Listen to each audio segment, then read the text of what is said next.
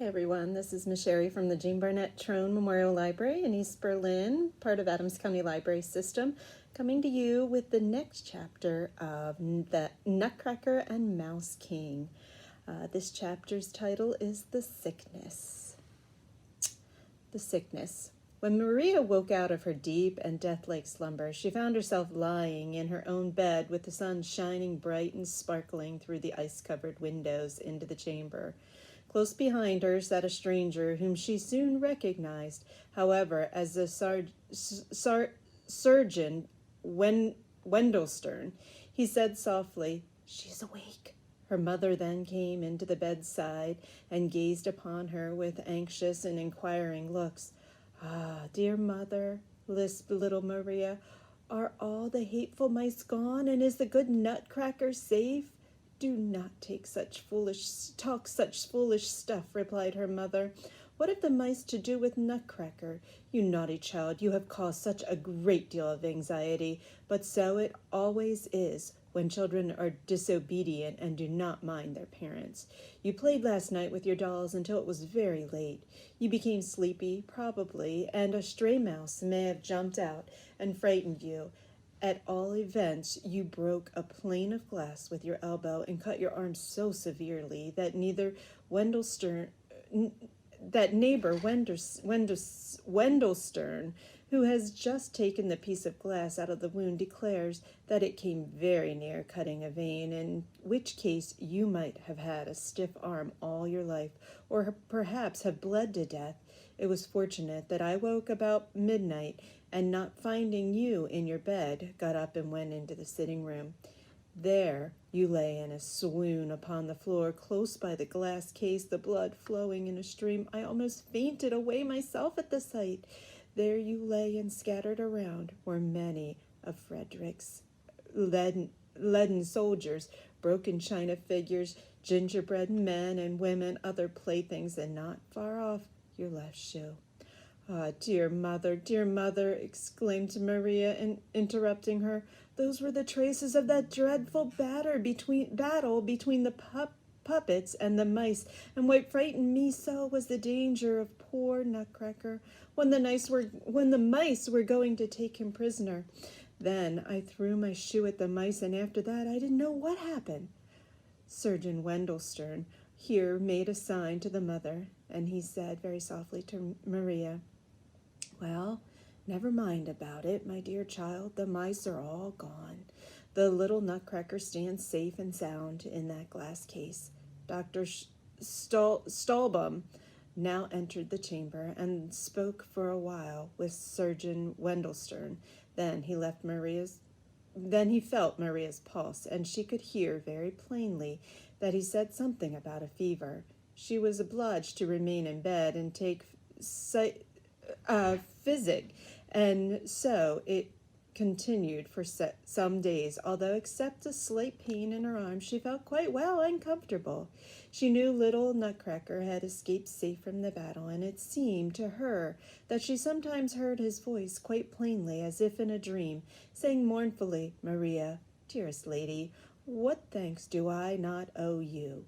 But you can do still more for me." Maria tried to think what it could be, but in vain. Nothing occurred to her. She could not play very well on account of the wound in her arm, and when she tried to read or look at her picture books, a strange glare came across her eyes, so that she was obliged to desist. The time during the day always seemed very long to her, and she waited impatiently for evening, as her mother usually seated herself by her bedside and read her or related some pretty story to her. One evening she had just finished the wonderful history of Prince Facardin when the door opened and Godfather Drosselmeyer entered, saying, "I must see now for myself how it goes with this sick and wounded Maria." As soon as Maria saw Godfather Drosselmeyer in his brown coat, the image of that night in which the Nutcracker lost the battle against the mice returned vividly to her mind, and she cried out involuntarily, "Oh, Godfather Drosselmeyer, you have been very naughty. I saw you as you sat upon the clock and covered it with your wings so that it should not strike loud, to scare away the mice. I heard how you called out to the Mouse King. Why did you not come to help us, me and that poor Nutcracker? It is all your fault, naughty Godfather Drosselmeyer, that I must lie here sick in bed."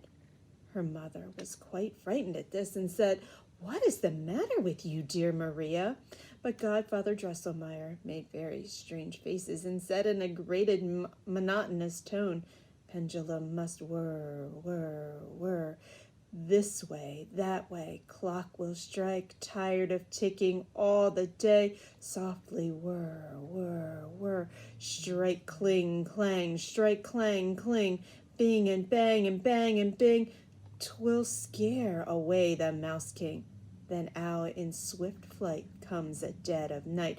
Pendulum must whir, whir. Clock will strike, cling, clang. This way, that way, tired of ticking all the day. Bing, bang, and Mouse King scare away. Whir, whir, purr, purr." Maria stared at Godfather Drosselmeyer, for he did not look at all as he usually did, but appeared much uglier, and moved his right arm backward and forward like a puppet pulled by wires. She would have been afraid of him if her mother had not been present, and if Fred had not slipped in the meanwhile, and interrupted him with a loud laughter. "Ha, ha, Godfather Drosselmeyer," cried Fred. "You are today to drool again. You act just like my harlequin that I threw into the lumber room long ago." But their mother was very serious and said, "Dear counselor, this is very strange sport. What do you really mean by it?" "Gracious me," replied Drosselmeyer, laughing. "Have you forgotten, then, my pretty watchmaker song? I always sing it to such patience as Maria."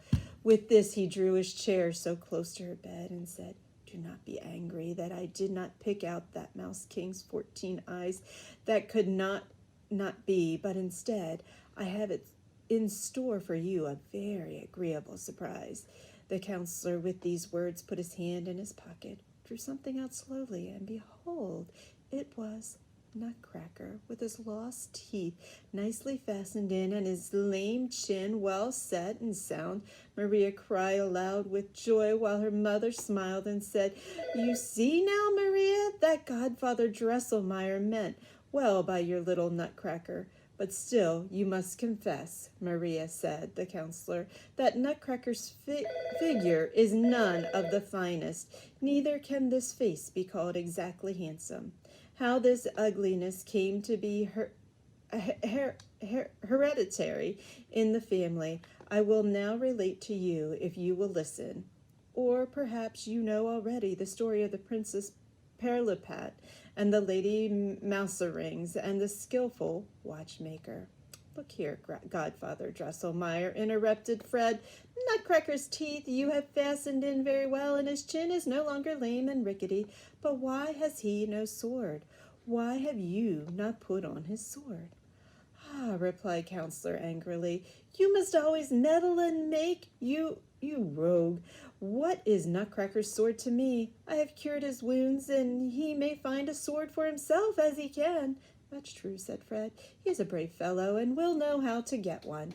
"Tell me then, Maria," continued the counselor, "have you heard the story of the princess and the Pirlipat?" "I hope, dear counselor," said Mother, "that your story will not be frightful, as those that you narrate usually are." "By no means, dearest madam," replied Drosselmeyer. "On the contrary, what I have this time the horror to relate is droll and merry." Begin then, dear godfather," cried the children, and the counselor began as follows.